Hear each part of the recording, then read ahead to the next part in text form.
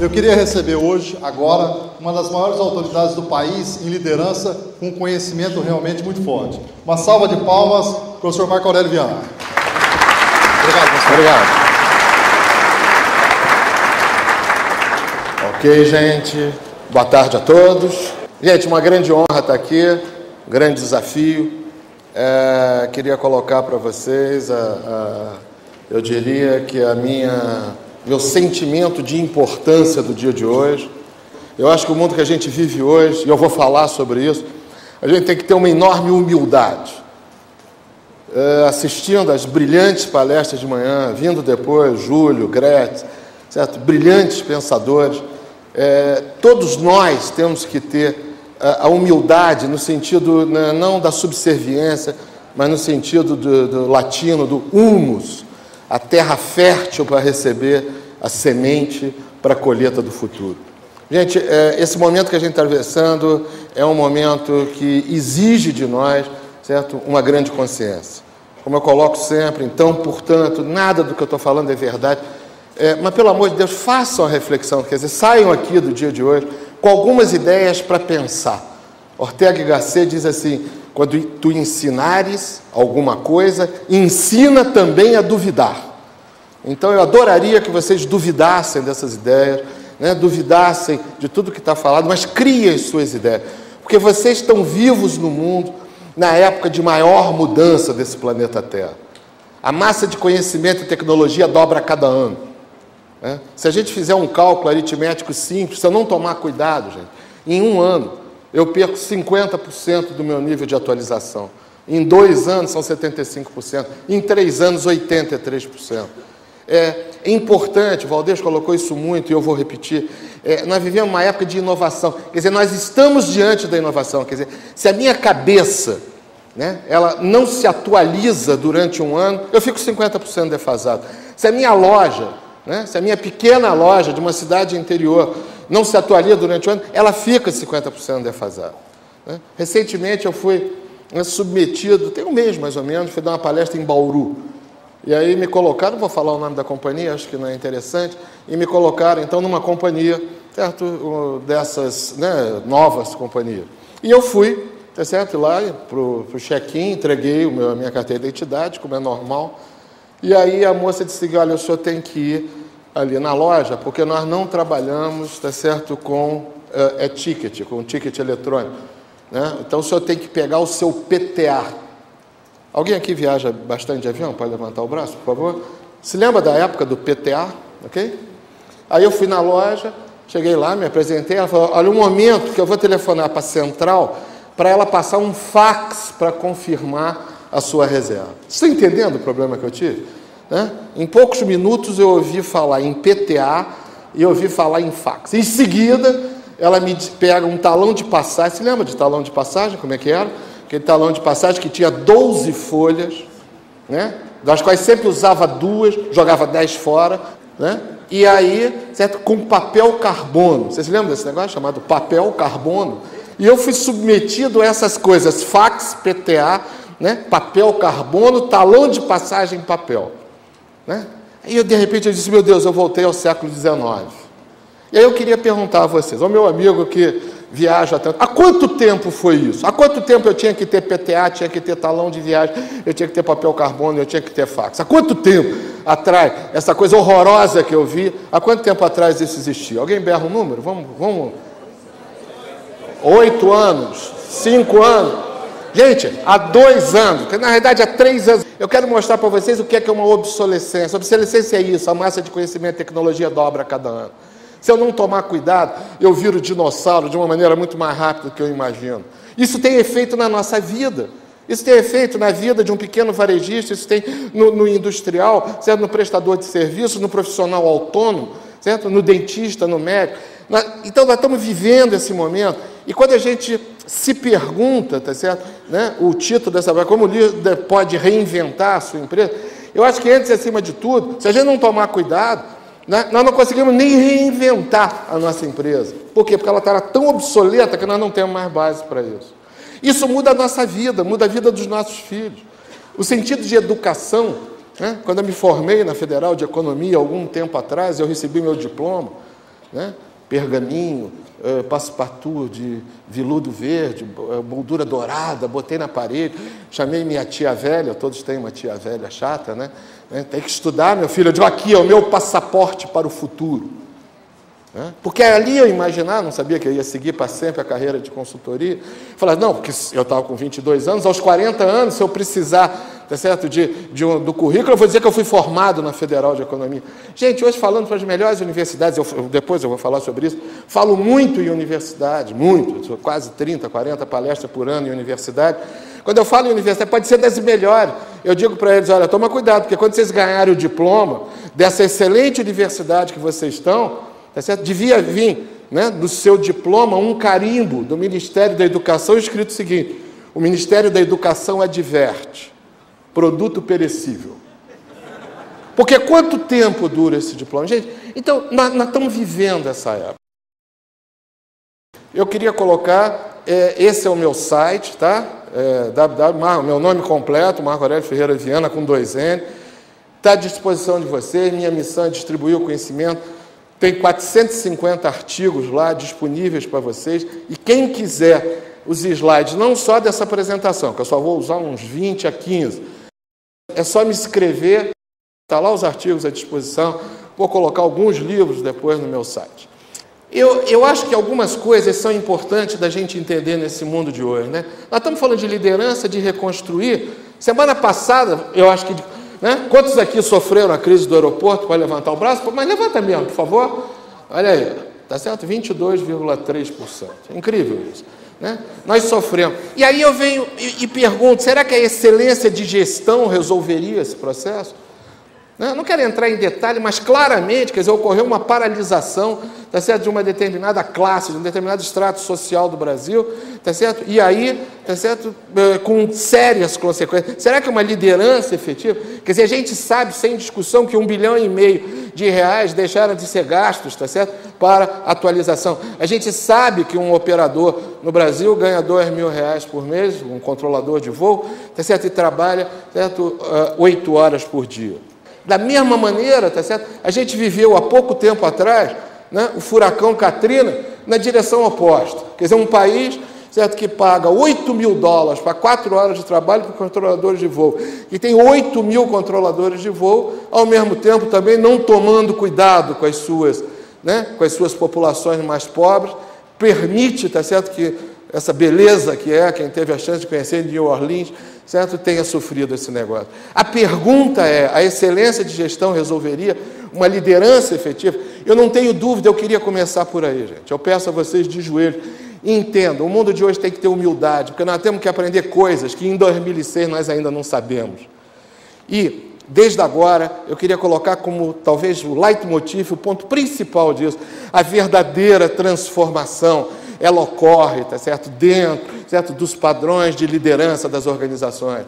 As pessoas no mundo, Ari DeGale, James Collins, tá certo, né, o nosso Donald Su, agora de Harvard, que estudam, tá certo, empresas longevas, quer dizer, aquelas, certo, que têm rentabilidade, são longevas e têm sustentabilidade, são as empresas, tá certo, que acima de tudo tem qualificação de líder. O líder é o verdadeiro agente da transformação. Eu acho que é importante começar por aí. Esse tema de liderança, para mim, ele é fundamental para a gente entender, 88, por favor, a importância do que. Quando a gente fala no líder reconstruir, eu quero mostrar para vocês a importância do líder. Para mim, hoje, eu não tenho dúvida, em todos os meus estudos de liderança, eu já entrevistei 40 grandes líderes brasileiros, incluindo João Avelange, Zilda Arnes, Gerdau, Galó, o Tramontina, né, que o nosso amigo Valdez falou, grandes pessoas, né, e, acima de tudo, o Bernardinho.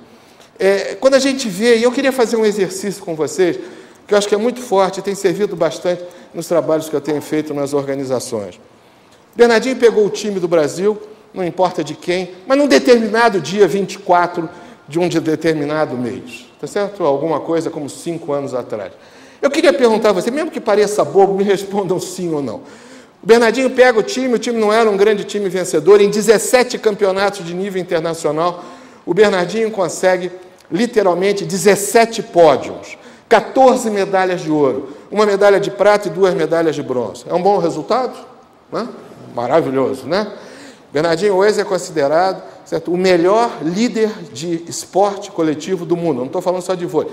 Ele extrapolou a ideia, né? Ele extrapolou o segmento de vôlei, é considerado, certo, e tem sido chamado em vários países, certo, para todos os esportes. E, claro, tem sido chamado nas empresas também, porque, como já foi falado aqui, certo, empresa e esporte têm enormes semelhanças.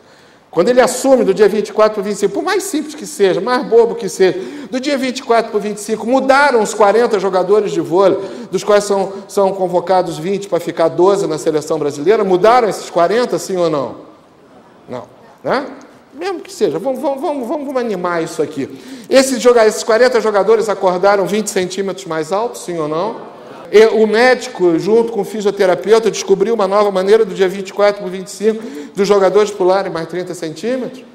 Não. Né? Alguém lá dentro, está sendo diretor financeiro da CBV, está certo? Né? Resolveu dar dinheiro a mais para o Bernardinho? Então, gente, o que acontece, eu tenho visto isso em todas as minhas entrevistas, em tudo que eu acompanho nesses últimos 40 anos de empresa, em que eu tenho a obsessão de tentar entender por que uma pessoa dá certo e outra dá errado, por que uma empresa dá certo e a outra dá errado. O verdadeiro líder, ele tem a capacidade de transformação. O líder tem, essa é a principal característica do líder. César também entrevistou a doutora Zilda Arnes, como eu, a doutora Zilda, quando eu perguntei, doutora Zilda, a senhora acha importante, certo, a liderança? Ela disse, Marco Aurélio, eu acho não só tão importante que os meus voluntários não se chamam voluntários, os meus voluntários se chamam líderes voluntários. Porque voluntário é muito pouco. E as pessoas têm que ter a vontade de transformação. Gente, é uma corrida obcecada, obsessiva que eu tenho feito nesses últimos 3, 4 anos, que, como o Edilson colocou, eu estou estudando doentiamente, certo, as lideranças, e eu vejo nos líderes um antagonismo. Por isso a gente precisa ter humildade, a gente precisa entender que antes e acima de tudo, né, a gente precisa ter humildade para um dos pontos seguintes, eu não sei algumas coisas. Ou eu talvez tenha uma noção, mas eu não tenho aprofundamento. Se alguém fez faculdade de administração aqui, por gentileza, pode levantar. Quantas aulas, minha amiga, aqui da frente, você teve de liderança profunda? Quer dizer, quantos líderes levaram na sua escola? Por favor? Ela está dizendo não teve. Nos últimos 3 anos, eu tenho perguntado isso em todos os meus seminários, todas as minhas palestras. Eu faço 80 palestras por ano, sei lá, a média de 500, 1.000 pessoas. Eu pergunto a 50 mil pessoas por ano. Em cada um deles, eu pergunto a quem estudou administração, ninguém teve aula de liderança. Eu quero mostrar, gente, né, a necessidade, de novo, da humildade. Eu queria mostrar com isso, e aí eu pergunto à minha amiga da frente, quantas aulas você teve de valores na sua universidade? Nenhuma também. Eu quero mostrar que existe uma esquizofrenia coletiva no mundo de hoje, e me preocupa muito. Eu tenho o maior respeito pelo ser humano que está vivendo, certo, esse limiar de século XXI, porque nós estamos vivendo não só uma, nós já estamos vivendo uma segunda mudança dentro da grande mudança da década de 90. E se nós não entendermos esse processo com grande humildade, nós não vamos seguir adiante. Não adianta só o conhecimento, né? Alguns pontos que eu queria realmente reforçar. Quer dizer, o mundo hoje, vivendo essa grande mudança, ela tem um impacto sobre todas as pessoas. Eu não tenho um cliente, né? E trabalho para a média, talvez, aí, de 50 clientes por ano, somando consultoria e palestra. Eu não tenho um cliente, eu não tenho um amigo, eu não tenho uma pessoa que eu me relacione que não tenha um impacto profundo na sua vida. Médicos mudaram completamente o seu conceito e deixaram de curar a doença, certo? Passaram por uma época para prevenir doença, para promover a saúde. Os clientes atualmente discutem com o médico. Eu tenho certeza que se vocês tiverem alguma doença, tomara que não, com vocês ou com a família de vocês, se vocês forem ao médico, vocês irão ao médico com horas, dezenas, talvez centenas de horas, certo? Porque vocês já entraram em Orkut, vocês já entraram em comunidades, vocês já distribuíram e-mails, vocês já, certo, fizeram uma network. Quando você chega no médico, o médico tem que discutir com você, né? Dentistas fazem a prevenção, né? No futuro, o meu dentista é futurista, tá certo? No futuro, certo, o que acontecerá, certo? Se um dente quebrar, literalmente você vai pegar uma célula tronco. Portanto, não existe mais a prevenção. O que existe, tá certo? Não existe mais a cura, não existe mais a cara, existe a prevenção. Economistas incorporaram a psicologia, administradores priorizam o humano, padres aceitam a ciência, auditores evitam a penalidade, líderes servem, Filósofos caem no mundo real, cientistas se energizam, professores são líderes da vida. O professor banco de ideia, né, não existe mais. Agora o professor é um grande instigador da vida, ele é um grande motivador da vida. Então eu acho que é importante colocar isso, que não existe no mundo, gente, alguém que não tenha um impacto forte. Portanto, o nome da nossa palestra é O Líder que Reconstrói a Sua Empresa, é uma necessidade generalizada para todos. Queria também, uma coisa que eu iria aprofundar depois, mas eu só vou tocar o César brilhantemente em toda a sua palestra, 101, por favor. Né? Eu quero lembrar que mesmo diante de todos esses problemas que a gente está vivendo, é possível dar certo no mundo de hoje. Se alguém quiser levar uma mensagem dessa minha reflexão, leve uma mensagem: o mundo não está pior, o mundo está diferente. E é possível através, quer dizer, isso não é autoajuda barata, é possível através da vontade, é possível através do comprometimento, é possível através do sonho, é possível através da obsessão de transformar o sonho em realidade, em resultado, chegar lá. Mas 2 exemplos que eu gosto muito, tá certo? Um deles, o nosso astronauta. Recentemente eu dei uma palestra com ele, tá certo? E eu admiro profundamente esse cara. Esse cara é brilhante, ele veio do interior de Bauru, pobre, teve que trabalhar durante o dia, tá certo? Para estudar à noite. Conseguiu entrar para a aeronáutica. Lá dentro, tá certo? Foi na carreira de piloto de caça que é mais difícil, por isso ele tinha que estudar, certo? Sempre, muito mais. E eu conversei com ele nos bastidores, lá em Minas, ele fez uma palestra logo, ele fez o encerramento de um grande congresso de empreendedorismo, também 1.500 pessoas. E ele dizia, certa obsessão que ele tinha de estudar e trabalhar, ele era pobre, muito pobre, do interior de Bauru. Né? E aí, dentro da aeronáutica, ele foi para piloto de caça. E aí ele vai fazer o vestibular para a melhor universidade do Brasil, que é o ITA, consegue passar, se forma, um dos melhores alunos. Aí tem o sonho de astronauta. Gente, é possível chegar lá. Tirem a palavra impossível. O mundo está difícil? Tá. É um mundo complexo? É. É a maior mudança da história do planeta Terra, eu comecei por aí. Mas é possível que o mundo não está pior, o mundo está diferente. Mas tanto diferente eu tenho que reconstruir. Né? Eu gosto muito também do exemplo de um taxista paulista. Outro dia aqui em São Paulo, é fácil ser taxista em São Paulo? Hein, meus amigos paulistas daqui, sim ou não? 32 mil táxis, concorrência ferrenha, dificuldade total. Eu pego um cara, não gosto de falar de homem bonito, mas o garoto bonitão, bem vestido, me recebe. Né? E aí, boa tarde, o senhor quer o jornal? Eu falei, de quando? Ele falou, de hoje, doutor. Eu tenho a Gazeta Mercantil e a Folha de São Paulo. Já comecei a estranhar. Eu falei, não quero não. O senhor quer revista? Eu falei, de quando? Ele falou, da semana. Eu tenho a Veja e a Isto É Dinheiro. Aquilo começou a me dar um choque na cabeça. E né, as palavras cruzadas já feitas. Né? E a única coisa que presta da cara, que é certo? Aqueles pensamentos, outro consultor já rasgou a folha. Né? Aí eu digo, não quero não. Aí ele chega para mim e oferece, se o senhor quer bala, para o senhor tem bala diet. Cara, entendendo profundamente o cliente. Aliás, eu tenho chegado à conclusão que adoçante engorda. Já repararam isso? Só gordo toma adoçante. Eu, outro dia, fui a uma palestra no interior, foi especificamente em Maringá, tá certo? E aí me deram, né? Eu cheguei lá, fui recepcionado por essas lindas modelos, tá certo? 1,80 m, tipo modelo, sabe como é que é? Pele, osso e maquiagem. Conhece esse tipo? Aquelas moças que têm orgulho do osso. Vocês sabem por que a calça abaixou e a camisa subiu? Né? É para mostrar o osso, né? Eu fico preocupado, outro dia meu filho saiu, ele estava meio arranhado aqui, eu falei, o que foi? Saiu com uma modelo, né? Você quer elogiar uma modelo, você diz, que osso, hein, minha filha? É lindo o seu osso, né? E aí ela magrinha, aí a moça do quiosque, tomando um café, ela oferece para você açúcar, né? E para o senhor adoçante. Bom, voltando à história do garoto do táxi.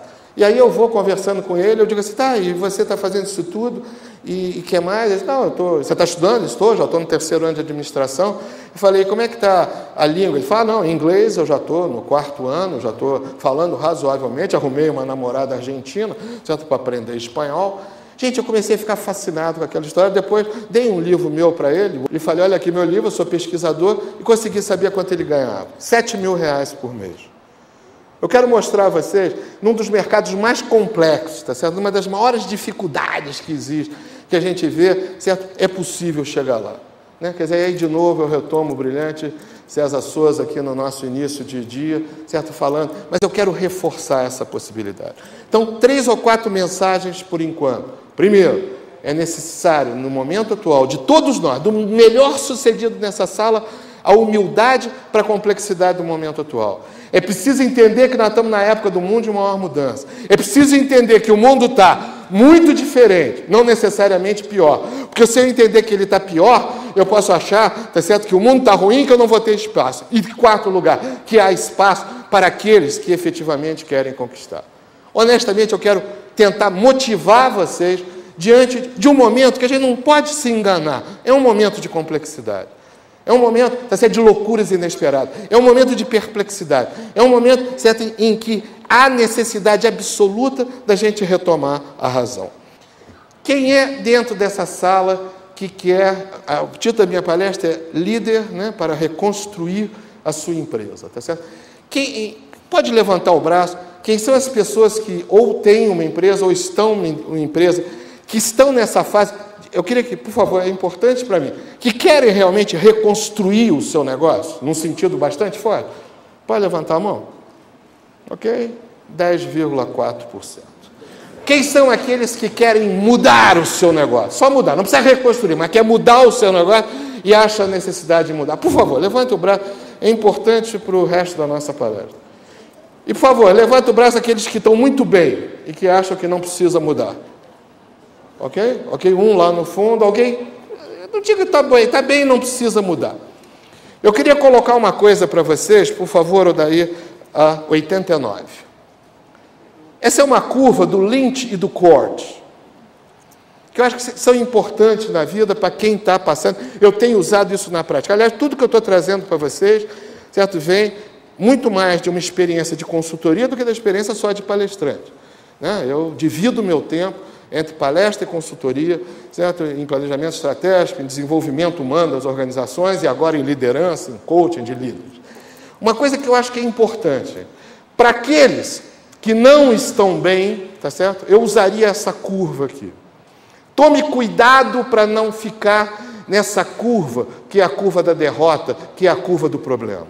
Nós estamos em ascensão, e muitos de vocês disseram que estão. Aí acontece um problema. Eu venho por uma primeira fase, certo? Que isso está estudado, tá certo? É uma fase de alienação e autofantasia. E eu arrumo uma série de desculpas e digo, não, isso não aconteceu comigo. O contador está errado. Né? Eu dou o nome da autofantasia imposta. Né? Isso não está acontecendo comigo. A segunda é o seguinte, é a fase da injustiça, da raiva. Né? Eu digo assim, isso não é justo. Né? Não é possível que eu, tendo feito tudo tão bem, isso tenha acontecido comigo. A terceira fase, depois da raiva, eu entro em depressão.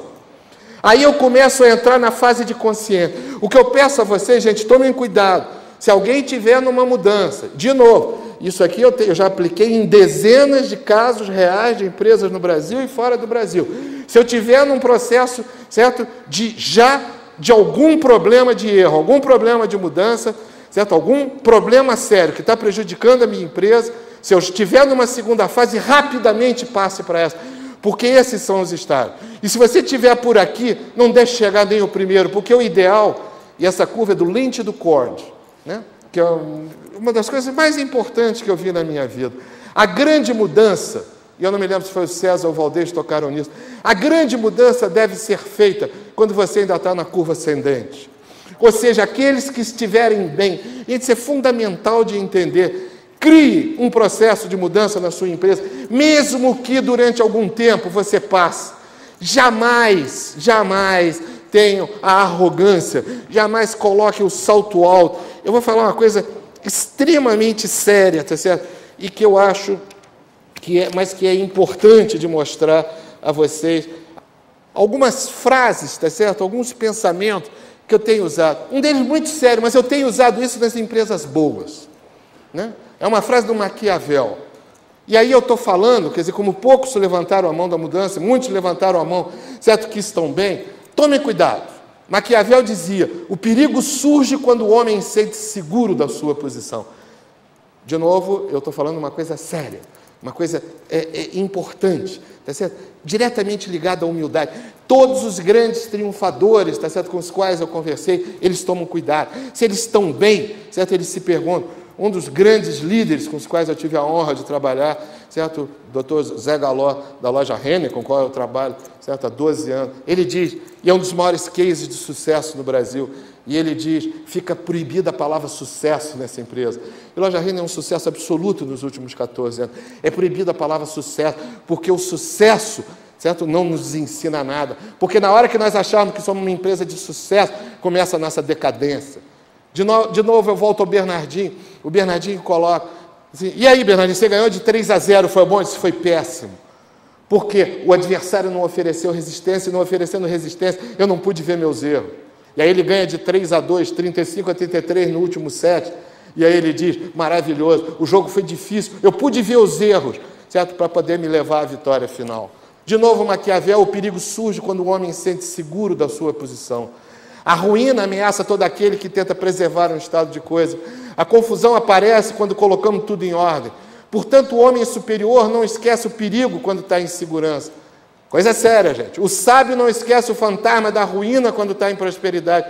O inteligente não esquece a confusão quando seus negócios estão em ordem.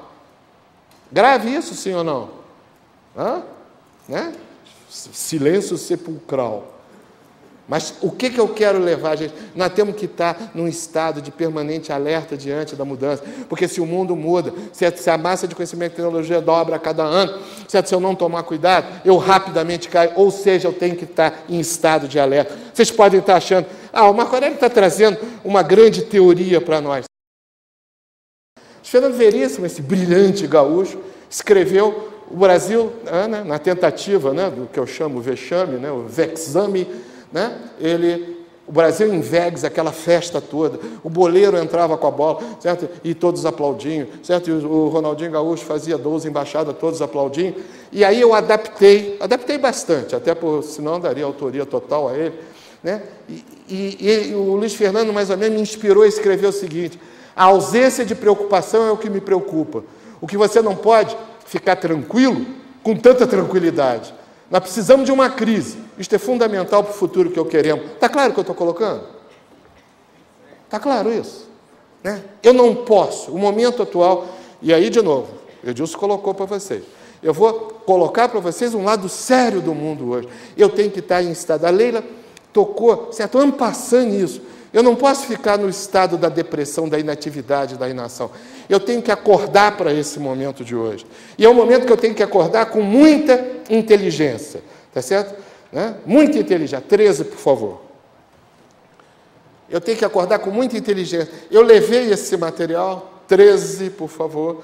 Eu levei esse material o ano passado, eu fui representando o Brasil no Congresso Mundial de Administração. Foi depois do encontro, né, que eu tive a honra de participar aqui com o Edilson, eu acho que foi em janeiro. E eu queria levar para lá o estado da arte. Eu falei, meu Deus, o estado da arte da minha cabeça, que, de novo, não é verdade absoluta.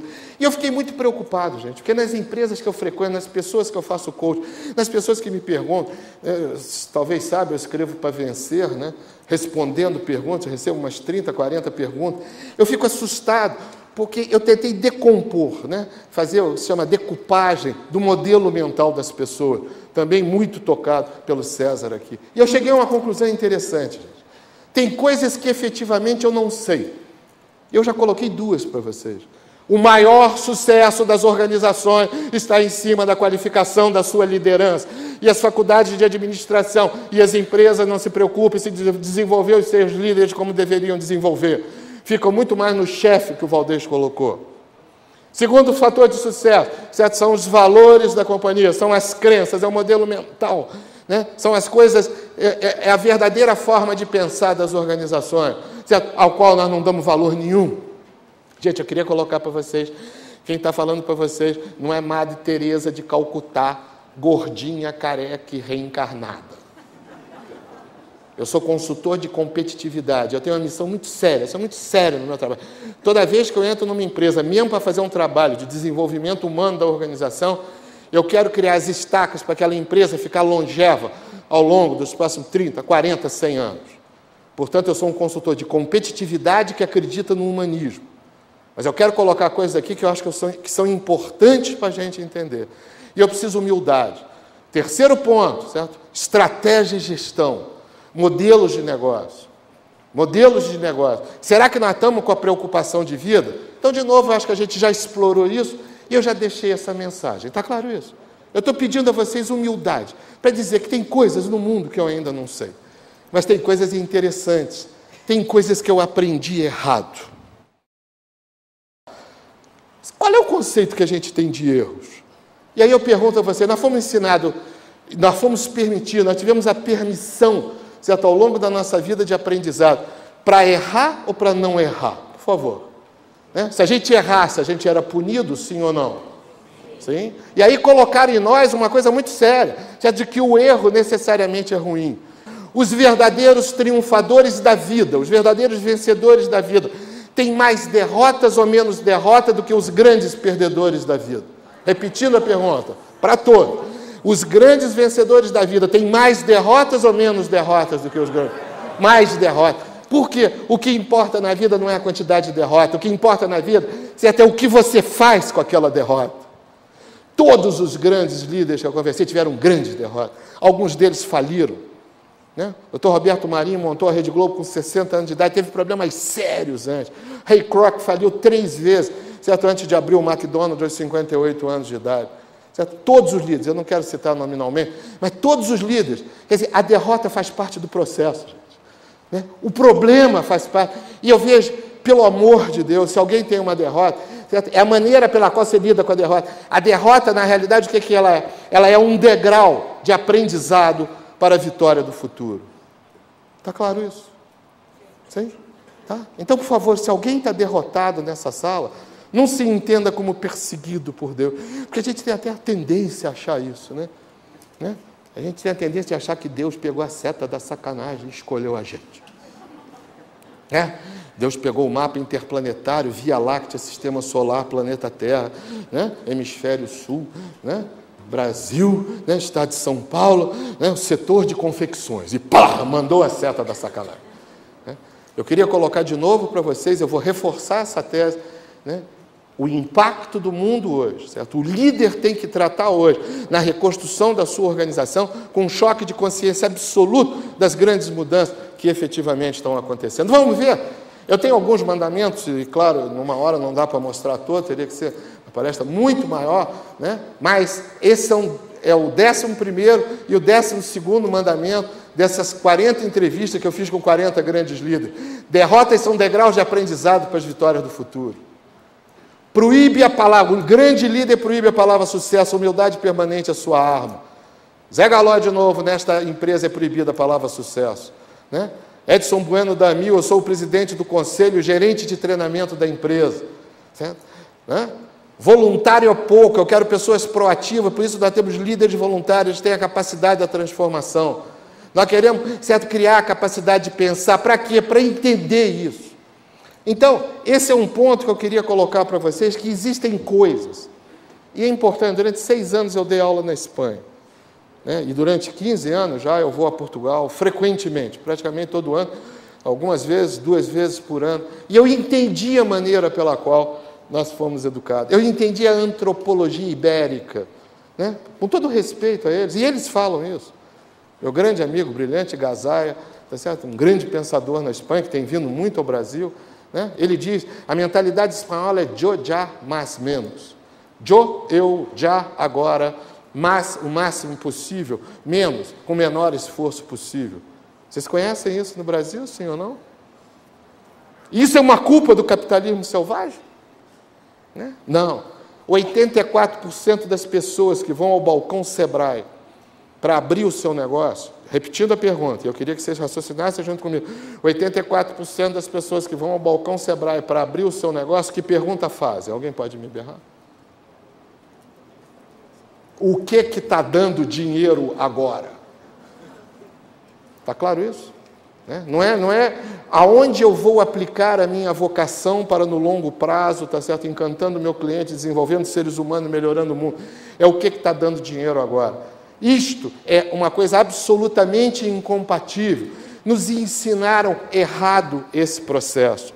Me ensinaram que o lucro é maximização, né? Que maximização do lucro é o objetivo. E aí vem algumas coisas, gente, que eu acho fundamental de colocar, coisas que eu aprendi e que eu ainda não faço. Nós estamos vivendo a época do mundo de maior mudança. A época de 90 foi uma época de intensa, de enorme mudança. E esses paradigmas da década de 90, certo, estão ainda mudando hoje. E aí o que aconteceu? Alguns fatores, tá certo, que nós aprendemos, nós não usamos. E eu queria mostrar para vocês, tá certo, um deles pelo menos. 86, por favor. Como eu disse, eu quero deixar alguns conceitos que eu acho que são importantes. E aí queria que vocês participassem comigo. Vocês sabem, tá certo, que está havendo um aumento de expectativa de vida na vida das pessoas no mundo, sim ou não? Sim. Quer dizer, vai acontecer uma fatalidade com vocês. Vocês não vão morrer aos 65 anos, como vocês vão morrer aos 95 anos de idade. É uma boa ou uma má notícia? Depende. Eu tenho um amigo meu em São Paulo, que é um cara muito neurótico, ele mora sozinho e fugiu de casa. É um cara que não pode viajar para espairecer, porque ele vai junto com ele mesmo. Ele carrega aquela nuvem de neurose em cima dele. Vocês conhecem alguém assim? Não olhem, por favor. Porque a última vez que eu esqueci de berrar para não olhar, todos olharam para o diretor financeiro. Mas, gente, isso aqui o que é? Isso aqui é o modelo que está na nossa cabeça. Eu perguntei a 200 pessoas, quantos anos você acha que você vai viver? 65 anos. Quantos anos, qual é a melhor idade da sua vida? 40 anos de idade. Eu cheguei a escrever um livro sobre isso. E aí, se a melhor época da minha vida é aos 40 anos de idade, eu vou morrer aos 65 anos de idade, dos 40 aos 65, eu vou ter, tá certo? Um rendimento decrescente, eu vou ter uma estratégia morte-lenta incompatível com o momento atual. Então, eu sei que eu vou viver mais e eu não estou reagindo, tá certo? Mudando essa curva para outro. O melhor ano da minha vida é o ano da minha morte, aos 95 anos. Ou seja, eu não posso entrar em decadência. Eu tenho Lia Luft, perdas e ganhos, eu tenho que aprender a conviver, certo? Cada vez mais com as características da minha maturidade, certo? Da minha terceira, melhor idade, para chegar até lá. E as pessoas sabem disso, e as pessoas reagem a isso. As pessoas têm um projeto de vida para viver mais, o que vocês acham? Os casais conversam entre si sobre isso? Então eu queria propor, olhando vocês daqui, vocês são muito novos, vocês aparentam 27 anos de idade, 25, as moças 13, é isso? Eu estou num grupo de estagiários, mas eu queria colocar o seguinte, se tiver alguém com mais de 40, 45 anos, eu vou dar a ideia para o homem, mas pode para a mulher também. Você assim, ouvi um carioca maluco, meu amor, chegando em casa hoje, ou amanhã, quando chegar, que disse, meu amor, que a gente não vai morrer aos 65, nós vamos morrer aos 95 anos de idade. Então eu queria dizer, meu amor, que você não é mais a avó dos meus netos dos próximos 15 anos. Você é a minha companheira dos próximos 50 anos. Se ela não tiver um ataque cardíaco fulminante,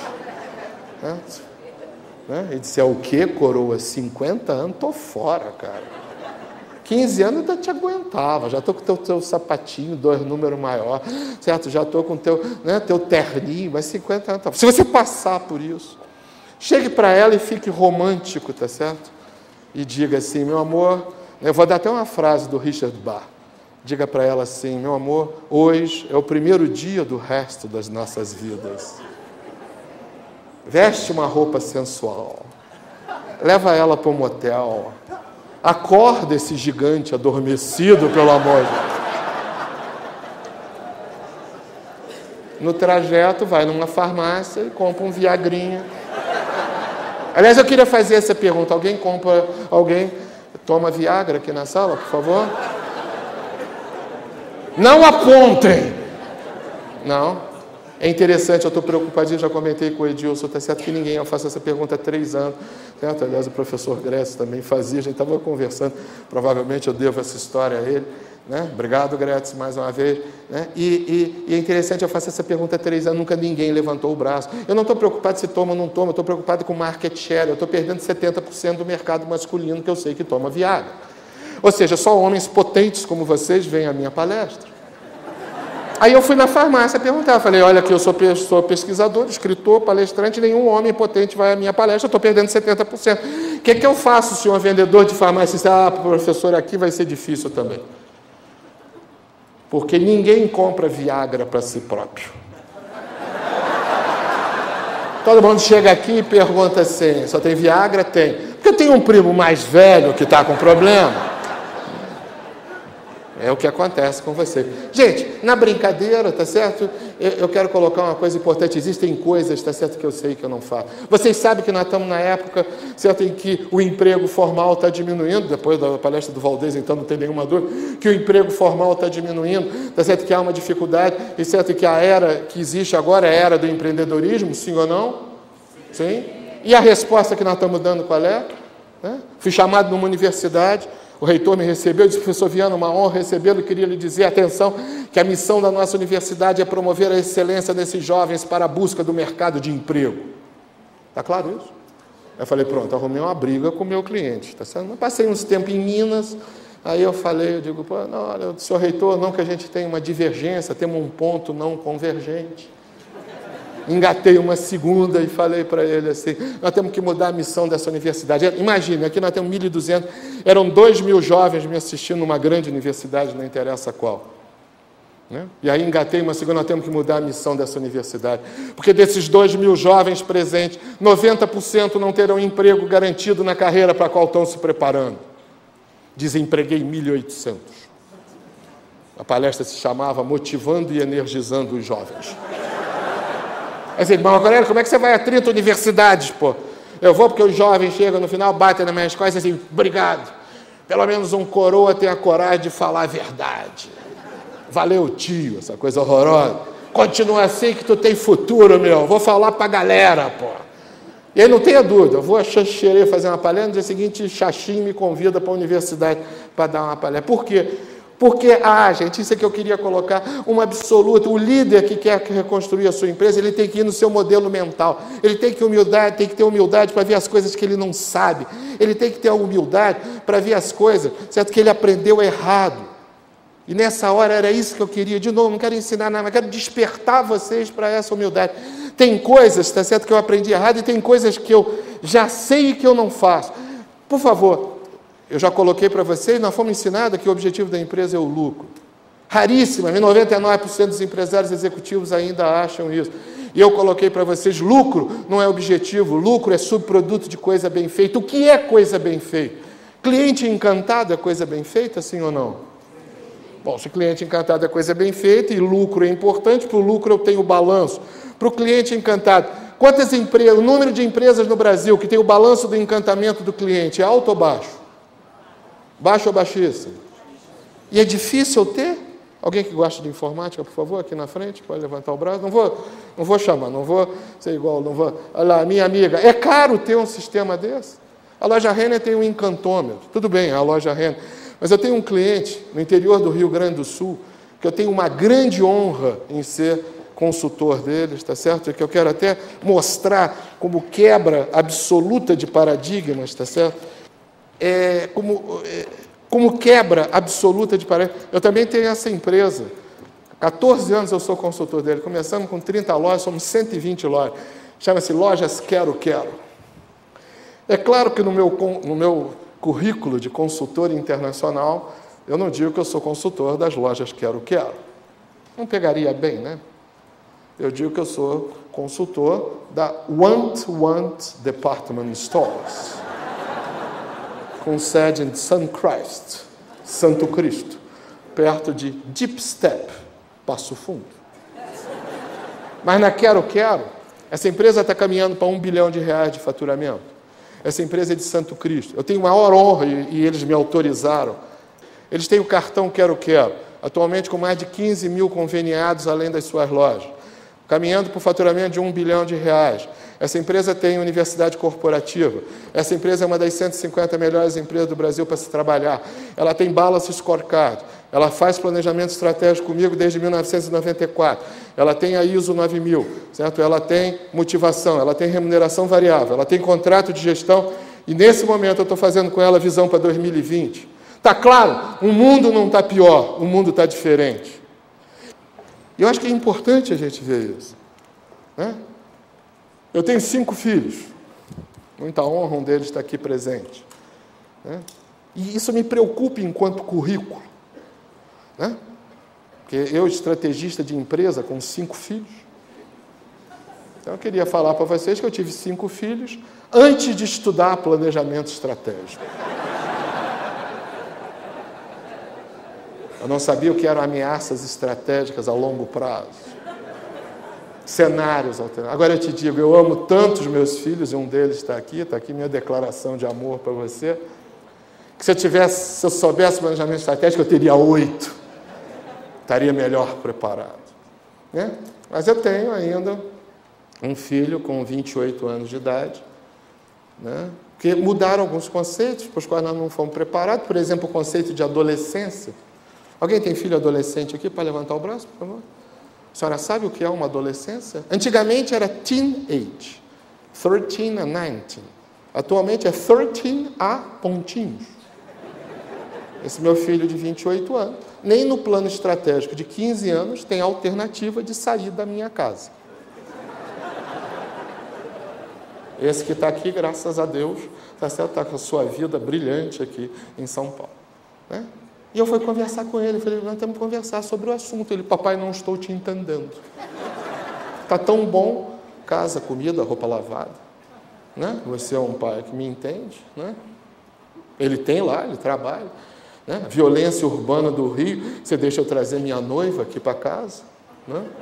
Finge que não ouve. Roupa lavada, né? Lençóis lavados. Eu falei, meu filho, mas com 28 anos, eu já era dono de empresa, certo? Eu já era pai, eu já era diretor de empresa, meu filho. E o pior é que o Valdez falou muito isso, eles têm a informação, né? Uma criança hoje, quando entra no colégio, entra com 5.000 horas de televisão, e está provado que não é ruim. É muito melhor do que não entrar com nada, como era na nossa época, né? Ele tem informação. Quando eu disse para ele, meu filho, mas você sabe que eu fazia isso? Ele disse, sabe por que você fazia isso? Você não tem um pai como eu tinha.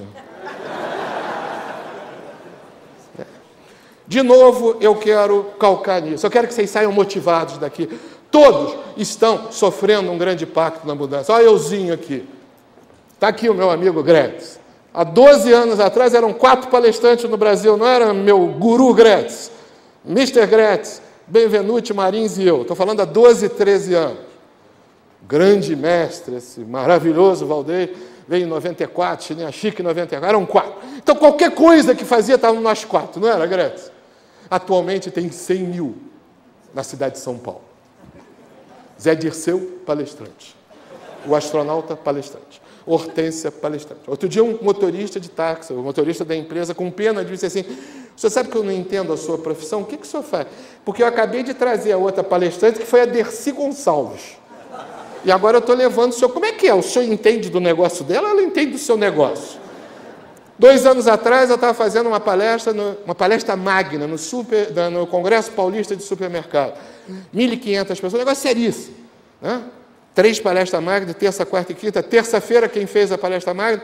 Excelentíssimo senhor ex-presidente da República, Fernando Henrique Cardoso. Quarta-feira, quem? O vosso humilde consultor, palestra magna. Na quinta-feira, quem era a palestra magna? Seu Creyson, da Caceta e o Planeta. Eu comecei a ficar preocupado. Comecei mais preocupado ainda quando eu vi qual era a palestra que tinha mais gente. Seu Creyson. Terceira coisa, ele falou sobre o planejamento estratégico das organizações tabajaras. Ele já está tirando cliente de palestra, agora está tirando de planejamento estratégico. E quarta coisa, quem ganhou menos? Eu. Certo? Do presidente, 20 vezes menos. Do seu Creyson, umas 4 vezes menos. Saí de lá muito preocupado, mas aí eu queria reforçar isso, gente. O mundo não está pior, o mundo está diferente. Porque nesse mundo que está dando impacto sobre todo mundo, é o seguinte, por favor, Odair, eu queria rapidamente, quer dizer, 1 hora para nós é um tempo extremamente curto, mas deixar 5 ou 6 mensagens. E a minha mensagem final vai ser uma mensagem de amor, né? Mas 5 ou 6 mensagens. Né? Primeira delas, tá certo? Humildade para esse momento atual. Tem coisas que nós ainda não sabemos. O mais sábio dessa sala ainda tem coisas que não sabe.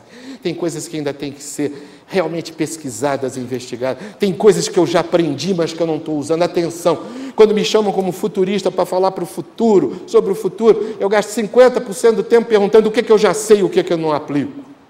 Né? Tem coisas, tá certo, que eu aprendi errado. Cuidado com o nosso modelo mental. É um modelo mental perigoso, é um modelo mental que, sinceramente, nossos vícios entorpecedores, eles não são compatíveis. O Valdez falou disso, certo? O amor pelo trabalho, o entendimento da educação, assumir a responsabilidade, uma série de coisas. Importante entender que nesse mundo de mudança, o mundo não está pior. Mas, acima de tudo, eu acho que é fundamental, e conversando com os líderes eu entendi isso, eu tenho que elevar o espírito para esses momentos atuais. Eu tenho que entender o mundo, está certo? Certo? Dentro de uma perspectiva maior. Gente, isso aqui não é teoria. E, de novo, isso aqui não é uma ideia da minha cabeça. Isso eu ouvi os líderes. Eles me dizem, a nossa missão profissional é uma dádiva divina, porque lá nós temos a oportunidade de melhorar o mundo dentro do nosso tamanho. Quando eu perguntei ao Ivo Pitangui por que do seu sucesso, eu amo o que eu faço, eu não tenho uma profissão, eu tenho uma missão. Gente, pelo amor de Deus, vocês não têm uma empresa, vocês não trabalham numa empresa. Cada um de vocês tem uma missão maior. Coitado daquele que não tem a missão. E a missão da empresa é agregar valor ao universo, à humanidade. O produto do mundo hoje é felicidade. Eu, quando fui na Visteon, fábrica da Ford CD Player, eu falei, vocês não me vendem tecnologia, vocês não me vendem plástico, vocês não me vendem metal, vocês me vendem a felicidade de ouvir Mozart. Dr. Ivo Pitangui diz, a minha missão é fazer as pessoas felizes. Quando eu opero uma pessoa que se acha feia, e às vezes não é, mas ela se acha feia, e eu acerto o nariz, a orelha, essa pessoa fica feliz, o meu produto final é felicidade. Eu falei para 2.000 balconistas no Rio de Janeiro, da rede Descontão. Gente, foi um impacto. As moças choraram, que eu dizia assim, vocês não vendem remédio, vocês vendem a felicidade, certo, da mãe de ter curado seu filho. Entendam isso. Nós temos que nos elevar um pouco nesse sentido. Claro, eu concordo com o Valdez. Nós temos que, quando a gente ama alguma coisa, a gente tem que perguntar se aquilo que a gente ama, a gente faz bem feito. Nós temos que ter competência. Nós temos que perguntar também se aquilo é um bom canal de oportunidade. Eu estou falando do líder reconstruindo. Existe alguma reconstrução maior do que os que sofreram, certo, Auschwitz? Viktor Frankl, um tcheco, judeu, psiquiatra, sobreviveu ao Holocausto. E ele, então, resolveu perguntar, enquanto estava vivo, e ele ficou, e ele sobreviveu, ele perguntou, pode aumentar, por favor, e ele perguntou, certo, aos seus companheiros que sobreviveram, alguns não conseguiram, mas aqueles que sobreviveram, ele perguntava, por que você sobreviveu? E está aqui, gente, nós estamos num problema sério, mas incomparável com o que o Viktor Frankl sofreu, e ele dizia, é atitude resiliente, todos tinham atitude positiva, recusavam-se a ceder, seguiam em frente, viam os problemas como acidente de percurso. Atenção, tinha uma missão. Ele, Viktor Frankl, dizia, eu como psiquiatra não posso morrer, pô. É uma sacanagem com a humanidade eu morrer e levar essa experiência riquíssima da minha vida humana, certo, para o túmulo.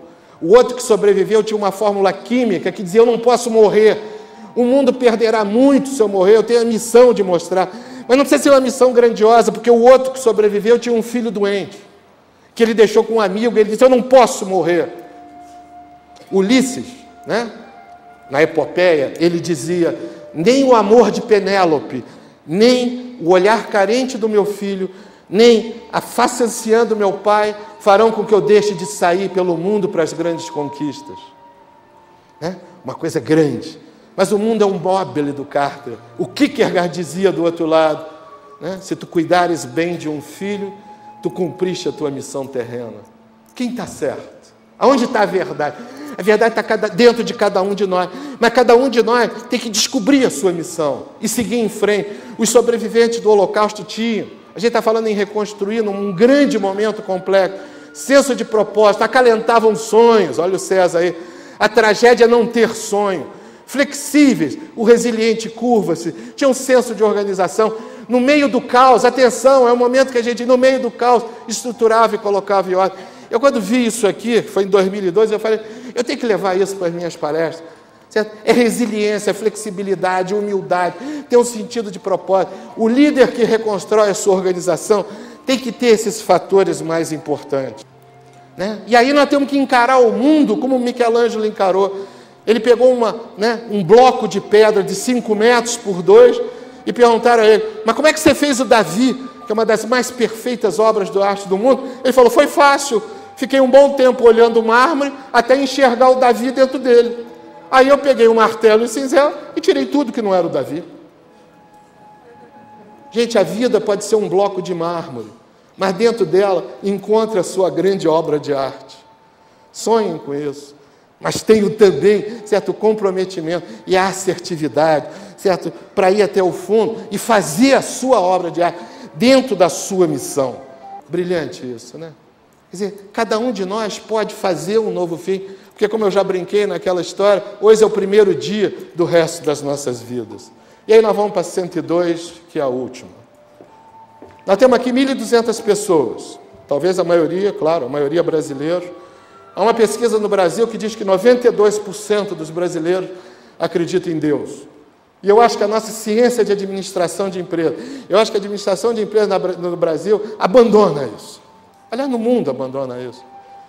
Nós somos corpo, mente, espírito. Nós não podemos abandonar isso. A psiquiatria, Jung falava isso, no final ele dizia, eu não posso provar cientificamente, mas que Deus existe, existe.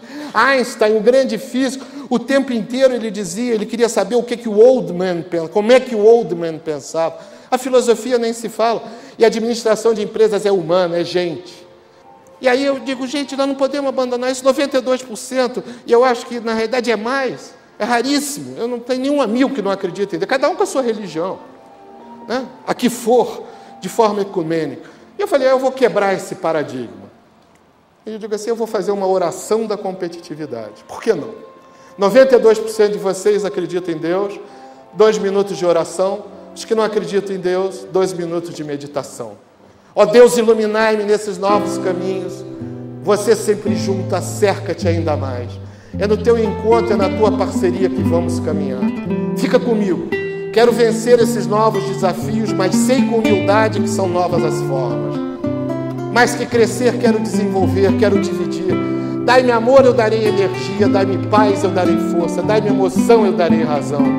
Mestre, eu aceito, eu entrego, eu agradeço, eu confio, mas eu trabalho. Para ganhar e para triunfar. Vou ganhar na matéria, vou triunfar no humano. Serei soldado do mundo, da humanidade, do universo. Na minha empresa ou na empresa que é minha, ou em mim que sou empresa. Serei inteligente, flexível, maduro. No emprego, na profissão, na ocupação, seja lá onde for, vou vencer. Para a comunidade vou partilhar. Vou dar um pedaço de mim, um pedaço que sai, mas que retorna e que faz um mim muito maior. Vou aprender, vou estudar, vou até desaprender. Mas mais que tudo, esse é um muito obrigado. Pela empresa que é sua dádiva, que é divina. O meu canal, a minha oportunidade de melhorar esse mundo. Um grande obrigado pela vida, ó Deus, obrigado. Com minha vida hoje tão complexa, amanhã quem sabe mais simples, mas sempre abençoada. Ó Deus, obrigado por ser tua criatura, por minha família, por meus filhos, e por eles eu peço, dai-me inteligência para ser cada vez mais um foco de amor. Sim, porque eu quero e vou conseguir manter a mágica chama de olhar olhos nos olhos do meu filho e da minha filha e transmitir paz e transmitir sabedoria. Quero manter esse fluxo vital do amor de pai, do amor de mãe, orientando e sendo orientado, ensinando e aprendendo, e criando nas lágrimas do amor a fonte mágica da vida. Ó Deus, eu amo a vida. Eu apenas quero e vou conseguir continuar a amá-la. Eu apenas quero e vou conseguir, a cada manhã de sol, a cada manhã de chuva, olhar para cima e falar com você. Aliás, falar bem alto.